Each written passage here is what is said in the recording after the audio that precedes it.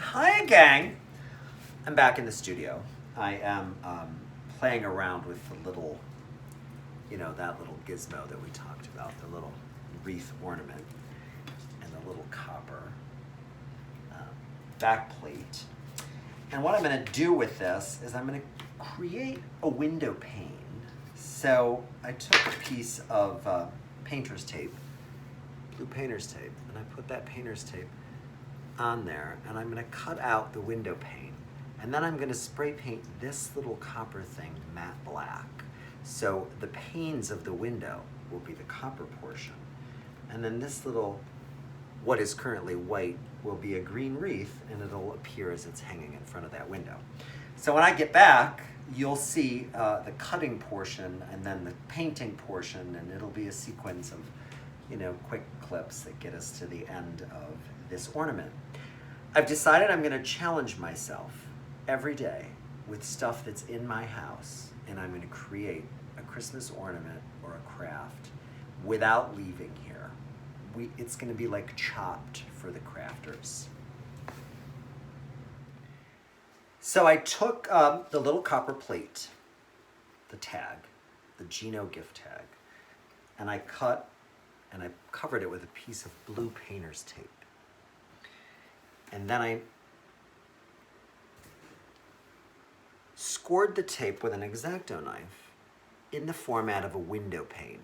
And the blue area that is covered will remain copper. I'm going to take this upstairs and I'm going to spray paint it matte black. When I return, I will show you what our final steps are. I'm puttering around because I'm waiting for the paint to dry, so I normally get into like a little straightening up along the way. I'm kind of a power crafter. I, many years ago, hosted every Thursday night, I believe it was, Tuesdays or Thursdays, I don't remember. I lived in an apartment. I lived in an apartment on Fairmount. It was a treasure of an apartment, and it had such a great history. It was such an influential part of my start in Philadelphia and my life. But nonetheless, I kept it was a 2-bedroom apartment, and the back bedroom at the time, or maybe it was, the back bedroom at the time. Initially it was the front bedroom, but then it turned into the back bedroom in the upstairs, became my working studio. And every Tuesday or Thursday, I don't remember, I hosted a gathering of friends. We called it Factory. And they would just bring their art and craft items, and there was a work table, and we just kind of sat around and listened to music and puttered, or tinkered, as I like to say. I am kind of a power creator in some respects. I like things to be fast. I don't have the patience to knit. I don't have the patience to be an oil painter, although I am so in awe of an oil painting always. But that kind of methodical process and the drying time between layers and all that gets you to the magic of oil painting never really agreed with me. I am someone who needs to create something fairly quick. So when I have paint drying, which I go upstairs and spray paint outside the garage because spray paint is, we shouldn't be doing that in the house. I think of all the years I did it in my studios, Lord. Anywho, I was upstairs spray painting my little window pane, and I cut another one while I was waiting. This one is kind of a different window style. So hopefully that paint has dried. I'm going to go up, I'm going to fix myself a drink, and I'm going to come back with my drink and hopefully these dried parts so that we can assemble this. I'm back. I have a drink. Thank you. And I have, thank you to myself for getting the drink. And I have soup that Stanton made, a delicious chicken lima bean, which I have off camera here and I'm eating. Those pieces and parts have not dried yet. It is a cold, kind of damp day in Philly. So I may have to continue that completion tomorrow.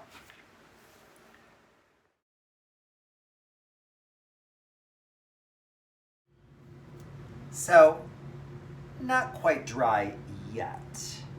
It's not quite dry yet. But I did give this a little bit of a brushed finish with a little bit of green acrylic on top of the spray paint. because again, this is not going to be handled or that you need to worry about how it's going to adhere if it flakes off a little bit. Who cares? It's white underneath. It'll be part of the element of design, which is something that I always am very okay with. I let certain things just happen. If they do, don't fight it. Like, why? It doesn't make any sense. This is not brain surgery. This is just creative energy and having fun in my studio. So if things turn out great, mediocre, doesn't matter. This is all fun. This is all fun. Anyways, I did my 2 windows. I sprayed one of them matte black or semi-gloss black, and I sprayed the other one kind of an otter brown. They will dry overnight, and tomorrow I will assemble all of this because it really has to be perfectly dry before you can peel. I'm gonna just show you. Before you can remove the tape that created the window, that has to be completely dry.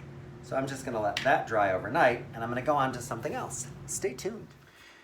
While we're waiting for craft number 1 to dry, which will be a good overnight before we can really get back to that, I decided I had found some other things that I was gonna toy with. I was in the garage over the weekend. I was doing a little cleaning out, and I found some chunks of old wood. This is a piece of cedar. When they did my screen porch, I had these little blocks left over, these little lengths. And I, for whatever reason, thought, well, I'm just gonna hang on to that because someday I may need to shim something with that, or I might need to, who knows? Like for me, anytime there is the potential of needing it, if it's a supply of sorts, I tend to be somewhat of a hoarder. Tremendously organized by that, with that hoarding disorder, but nonetheless a hoarder. So, chunk of wood. Then I was in the studio downstairs, so that you get a sense of my house. My studio's in my basement, so when I speak of my upstairs, I'm talking about the main level. I was in the basement, or in the studio, and I found all of these barn samples, this from this wood company where you could buy this reclaimed wood floor or siding.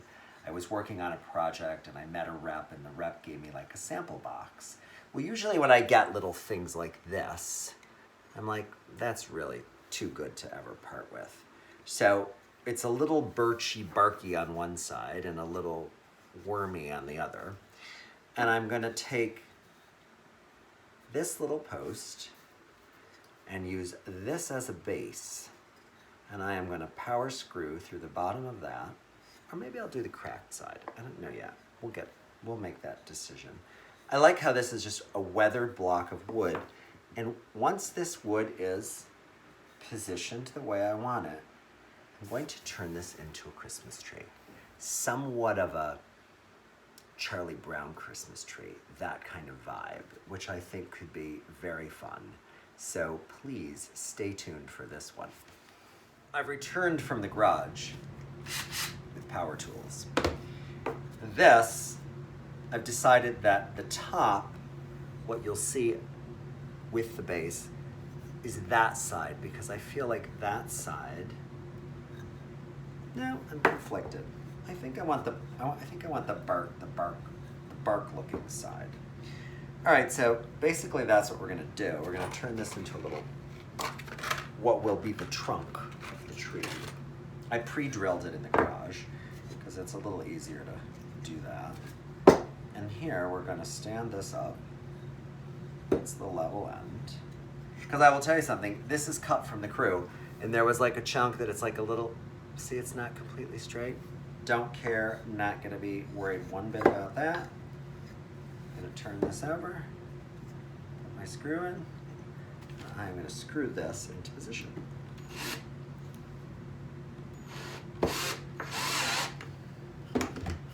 And there you have it.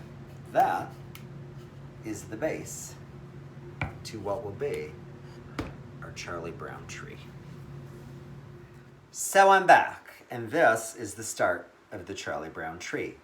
What I did, as you know, was I attached this center post to that little piece of reclaimed wood, and I had bamboo in the garage, bamboo stakes for when I plant garden tomatoes at one point, and sometimes I'll stake the zinnias because they get a little heavy at the top. Nonetheless, I have these bamboo stakes, And what I like about all this is that it's naturally weathered. Like, none of this is new. If this were all new, this would not work from an aesthetic point. I like the idea that this is all kind of, just naturally crusty, for lack of a better description.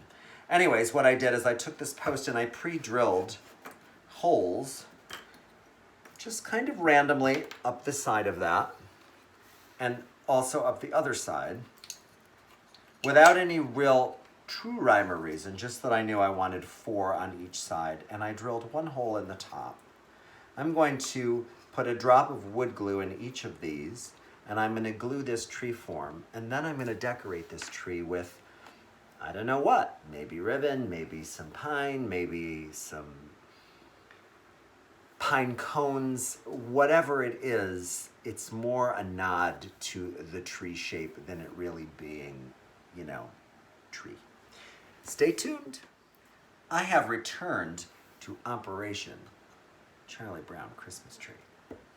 That is all glued in, a little deliberately wobbly. Like I said earlier, I kind of go with the momentum of things as they unfurl. I have this kind of very brushy looking pieces of pine that came out of, like I said, one of the old wreaths in the attic. And what I'm going to do is I'm going to drill a hole kind of close in this area. I'm going to drill a small little start hole, just easy, right here with my hand in position. Just like that, just enough to, let's get that a little tighter. Bear with me 1 second.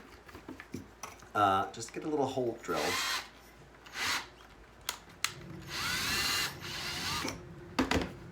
Just enough, because I'm going to take this little bit of pine. I'm just going to get that started in that little hole.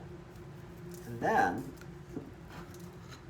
I'm going to coil this kind of loosely like that on each branch. And then I'm going to add some other garlands, and I'm going to add some pine cones. So when we come back, our Charlie Brown tree will be the second of the ornaments completed. The first tree being the little triangle topiary, and waiting on the drying for the ornament. That'll be tomorrow's episode. I have to say, the Charlie Brown tree was a ton of fun. Take a look. My little stick, adorned with little greens, star on the top, my little bamboo stakes. It's a little wobbly, but it's very sweet. Tomorrow, what will be on the list? Aside from our still drying ornaments, wreath window ornaments, what raw materials do you think I'm going to unearth, and what will I create? Stay tuned, gang. Thanks for joining me. I'm having such fun doing this, and thank you all for the lovely comments and the wonderful energy and the kind words. And I'm enjoying every second of it, and I'm going to be back again and again and again.